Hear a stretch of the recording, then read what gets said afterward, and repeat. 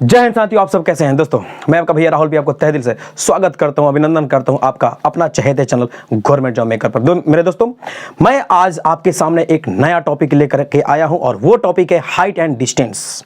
दोस्तों, ये जो है टॉपिक आपके पीआरटी यानी कि बीपीएससी का जो टीचर का एग्जाम हो रहा है उसमें पीआरटी, टीजीटी और पीजीटी में इससे सवाल एकदम भर भर के पूछता है। और अभी एग्जाम होने वाला है बीपीएससी टीआर 4.0 का, तो एकदम वीडियो के अंत तक बने रहिएगा, ठीक है। और यदि वीडियो अच्छी लगे तो प्लीज अपने दोस्तों के पास, भाई बहनों के पास शेयर कीजिएगा, भरपूर मात्रा में शेयर कीजिएगा ताकि वो भी देख लें कि कैसा ये वीडियो है, ठीक है। तो देखिए, इसमें हाइट एंड डिस्टेंस यानी कि ऊंचाई और दूरी, इसमें होता क्या है। इसमें आपको एक चीज का ध्यान रखना है और सबसे पहले वो चीज है टैन। और टैन थीटा का मान में आपको याद रखना पड़ेगा 30 डिग्री, ठीक है, 45 डिग्री और 60 डिग्री। इसी पर पूरा हाइट एंड डिस्टेंस आपका बन जाएगा, ठीक है। और एक चीज, अब इसमें क्या होता है दोस्तों कि एक रहता है उन्नयन कोण और एक होता है अवनमन कोण। ये होता क्या है, तो उन्नयन कोण क्या होता है ना कि जब कोई प्रेक्षक यानी कि कोई लड़का यदि यहां से ऊपर की ओर देखेगा, यहां से ऊपर की ओर देखेगा, ठीक है, तो यहां से जब ऊपर की ओर देखेगा ना तो ये होगा उन्नयन कोण। क्या हो जाएगा, ये होगा उन्नयन कोण, ठीक है। जब कोई प्रेक्षक नीचे से ऊपर की ओर देखेगा तो क्या होगा, उन्नयन कोण होगा।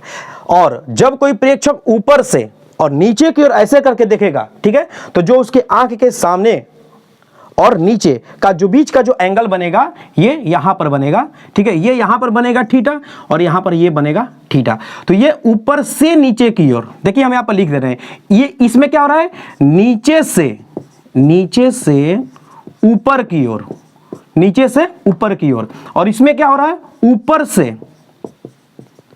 से नीचे की ओर। इसमें क्या हो रहा है, ऊपर से नीचे की ओर। अब देखिए, ये जो दोनों लाइन है ये क्या है, पैरेलल है, समानांतर है। और इसको ये क्या है, एक रेखा काटती है। तो जब ये थीटा होगा तो ये भी क्या हो जाएगा, थीटा हो जाएगा, ठीक है। तो अच्छा, उन्नयन कोण को इंग्लिश में क्या बोलते हैं, तो एंगल ऑफ एलिवेशन। क्या बोलते हैं, एंगल ऑफ एलिवेशन, ठीक है। और ऊपर ये इसको, और ये आ गया ऊपर से नीचे की ओर, यानी ये हो गया का आपका अवनमन कोण। अवनमन कोण दोस्तों, इसको अवनमन कोण भी कहा जाता है या इसको विचलन कोण भी कहा जाता है, विचलन कोण, ठीक है। और इसको क्या बोलते हैं इंग्लिश में, तो angle of deviation, angle of deviation, या इसको एंगल ऑफ डेप्रिसिएशन भी कहा जाता है, ठीक है।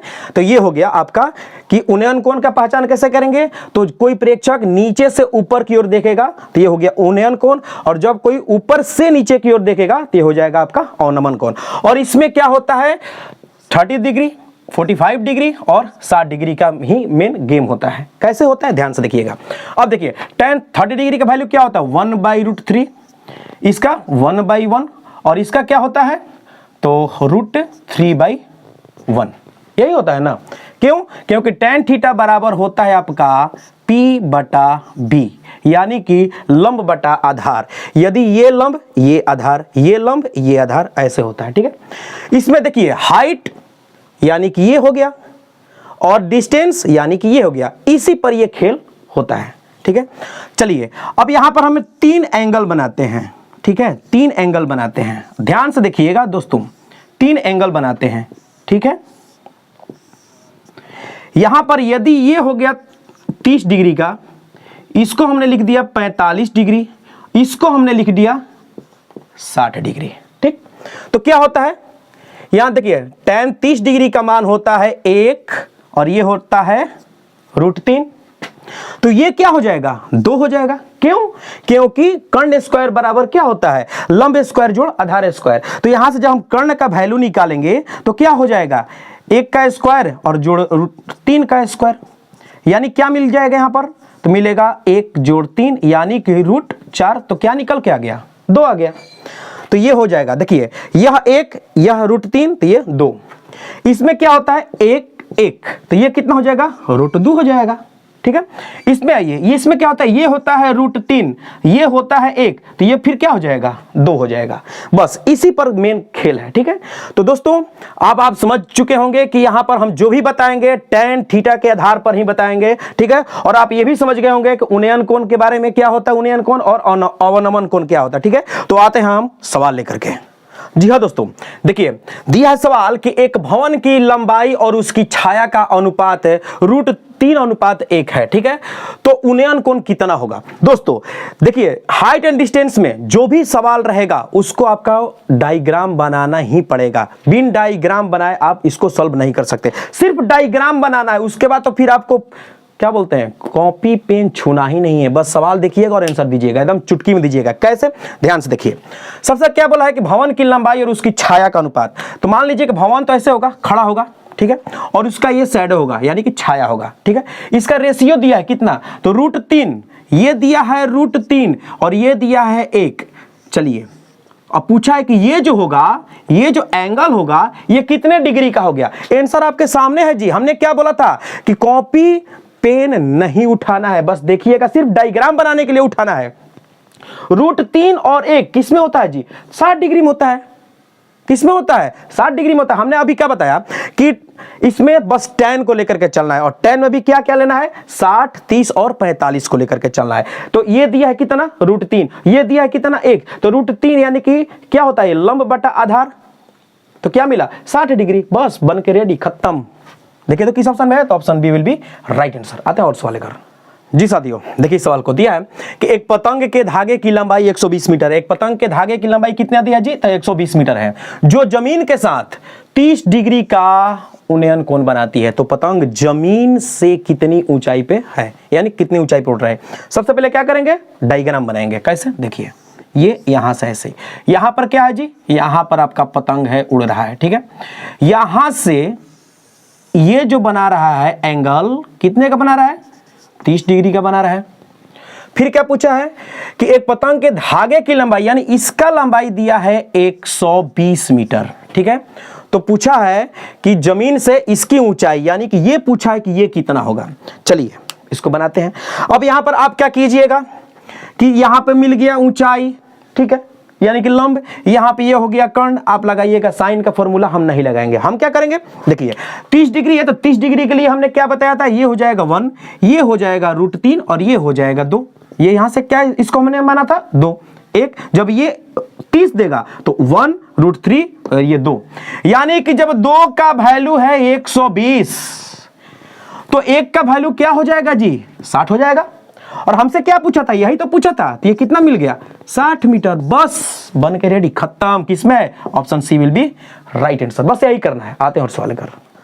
आइए दोस्तों देखिए सवाल को, एकदम मजेदार सवाल है। दिया है कि एक पेड़ का शीर्ष टूटकर जमीन से 60 डिग्री का, कितने डिग्री का, 60 डिग्री का कोण बनाती है। यदि जड़ की स्पर्श करने वाली स्थान की दूरी 8 मीटर हो तो पेड़ की ऊंचाई कितनी थी। यहां पर सवाल पूछा है कि एक लंबा सा पेड़ है जो कि आधा से टूट करके वो जमीन से क्या है, अड़क गया है, ठीक है। तो पूछा है कि पूरे पेड़ की ऊंचाई कितनी है।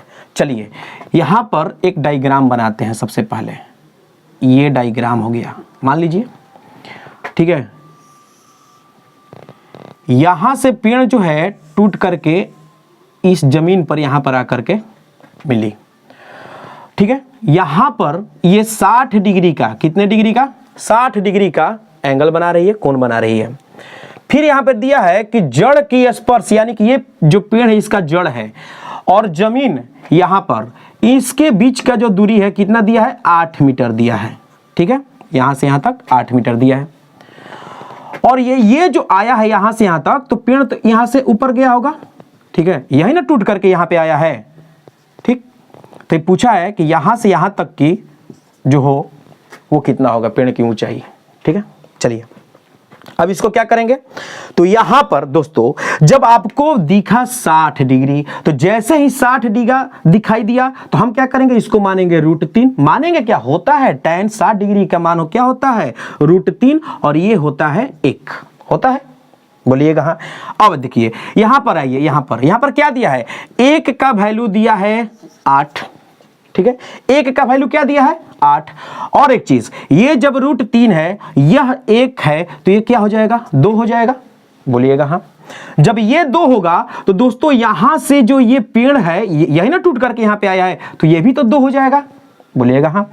तो जब 1 का वैल्यू 8 है तो 2 का वैल्यू क्या हो जाएगा जी 16 हो जाएगा, बोलिए हाँ। चलिए, तो 2 का वैल्यू हो गया 16। तो अच्छा, तो √3 का वैल्यू क्या होगा, तो √3 का वैल्यू क्या हो जाएगा, तो 16 √3, यही ना होगा, बोलिएगा हाँ। चलिए, अब क्या करेंगे कि देखिए √3 का वैल्यू आ गया कितना 16 √3, 2 का वैल्यू कितना आ गया 16 आ गया, आया, बोलिए हाँ। अब यहां पर आइए, तो ये पूछा कि कितना होगा, जब इसको जोड़ेंगे तो कितना होगा। जब 1 का वैल्यू 8 दिया है, √3 का वैल्यू क्या हो जाएगा, एक मिनट, सॉरी, 1 का वैल्यू 8 है तो √3 का वैल्यू क्या हो जाएगा, ये 8 √3 होगा, 8 √3, 2 का वैल्यू इतना, इसको जोड़ देंगे, इसको क्या करेंगे जोड़ देंगे, तो क्या हो जाएगा 16 जोड़ 8 √3, यहां से 8 निकल गया बाहर, यानी 2 जोड़ √3 मीटर, बस बन के रेडी। समझ में आया। देखिए 1 का वैल्यू 8, तो 2 का वैल्यू 8 दूनी 16, तो √3 का वैल्यू क्या हो जाएगा 8 √3, इसको हमने क्या किया जोड़ दिया, यहां से 8 को कॉमन निकाला, तो ऑप्शन ए विल बी क्या हो जाएगा राइट आंसर। आते हैं और सवाल लेकर। देखिए दोस्तों, दिया है कि एक 7 मीटर ऊंचे खंबे की छाया 7 √3 मीटर बन रही है, तो सूर्य का उन्नयन कोण बताएं। ठीक है, चलिए एकदम ध्यान से देखिएगा। सबसे पहले डायग्राम ये बन गया, ठीक है। क्या दिया है 7 मीटर ऊंचे खंभा, यानी कि यस इसका वैल्यू क्या है 7 है, और इसकी छाया दिया है 7 √3। तो आपसे पूछा है कि ये जो होगा थीटा जो होगा ये कितने डिग्री का होगा, बस बन के रेडी हो गया। देखिए ना जी, ये 7 है, ये तो इसका रेशियो निकालिए, तो 7 का और 7 √3 का, तो 7 से 7 खत्म, यहाँ पे क्या मिला 1 और ये क्या मिला √3, यानी 1 ये हो गया और ये क्या हो गया, देखिए ना 7 7 खत्म, तो ये क्या मिल गया 1 और ये क्या √3, यानी कै डिग्री का बनता है जी, तो tan 30 डिग्री का वैल्यू होता है 1/√3, यानी क्या बन जाएगा यहाँ पर थीटा की जगह पे 30 डिग्री, किसमें, तो option C will be right answer. आते हैं और सवाल लेकर। आइए दोस्तों, देखिए एकदम ही मजेदार सवाल है कि 16 मीटर और 9 मीटर लंबे 2 खंभों के बीच की दूरी x मीटर है। ठीक है, यदि उन खंभों के शीर्ष के अपने सामने खंभे के अधोभाग के साथ बने उन्नयन कोण परस्पर क्या हो, ध्यान दीजिएगा, पूरक कोण हो। पूरक कहने का मतलब कि 90 डिग्री, ठीक है, पूरक किसको कहा जाता है 90 डिग्री को हो, तो x का मान ज्ञात करें। चलिए, सबसे पहले हमने क्या बोला था कि जो भी हाइट एंड डिस्टेंस का सवाल होगा उसको बनाने से पहले इसका डायग्राम बनाइए। डायग्राम बना लीजिएगा, आंसर बन के रेडी हो जाएगा। देखिएगा क्या है 16 मीटर, ये 16 मीटर का, और यहां पर एक आ गया 9 मीटर का, ठीक है, ऐसे बन गया। इन दोनों की जो बीच की दूरी है ना, ये क्या दिया है जी x मीटर दिया है ना, दोनों के बीच की दूरी x मीटर है। अच्छा, और क्या यहां पर देखिए लिखा है कि अधोभाग यानी कि खंभा का ये शीर्ष और ये शीर्ष का यहां पर गेम है। ठीक है, तो ये यहां से यहां पर और ये यहां से यहां पर क्या डिग्री का बना रहा है, ध्यान से देखिएगा। क्या कर रहा है कि यदि उन खंभों के शीर्ष के अपने सामने वाले खंभे के अधोभाग के साथ बने उन्नयन कोण परस्पर पूरक हो। ठीक है, कहने का मतलब कि इसको हटाइए, रुकिए 1 मिनट,